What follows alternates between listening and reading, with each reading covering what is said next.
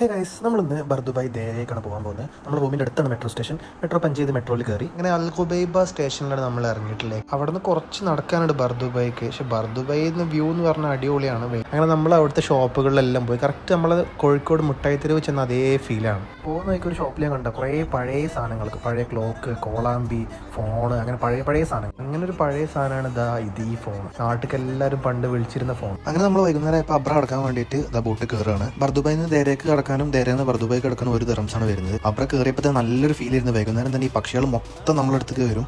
Complete അടിപൊളി ഫീലാണ്. അങ്ങനെ നമ്മൾ ബർദുബായിൽ നിന്ന് ദേരയിൽ അബ്ര കടന്നെത്തിയിട്ടുണ്ട്. ഇപ്പോൾ സ്ട്രീറ്റും കച്ചവടം കാര്യങ്ങളും കാണാൻ തന്നെ അടിപൊളിയാണ്. പിന്നെ നമ്മൾ പോയത് ദുബായ് ഗോൾഡ് സൂക്കിലേക്കാണ്. ഭയങ്കര ഫേമസ് ആണ് ഇവിടെ. സ്വർണ്ണമൊക്കെ ഒരു വിലയില്ലാത്ത പോലെ ഡിസ്പ്ലേക്ക് വെച്ചിരിക്കുന്നത്. ഇതാണ് വേൾഡിൽ തന്നെ ഏറ്റവും വലിയ മോതിരം, ഗിന്നസ് വേൾഡ് റെക്കോർഡ് ഉള്ളത്. നമ്മുടെ സ്വർണ്ണമൊക്കെ മാർക്കറ്റിൽ പച്ചക്കറി വിൽക്കുന്ന പോലെ ഇവിടെ ഡിസ്പ്ലേക്ക് വെച്ചിട്ടുള്ളത്. ഇതെല്ലാം കഴിഞ്ഞ് നമ്മൾ തിരിച്ച് മെട്രോക്ക് റൂമിലേക്ക് പോവാണ്. എൻ്റെ വീഡിയോ നിങ്ങൾക്ക് ഇഷ്ടമായി സബ്സ്ക്രൈബ് ചെയ്യാൻ മറക്കരുത്. അപ്പോൾ ഓക്കെ, ബൈ.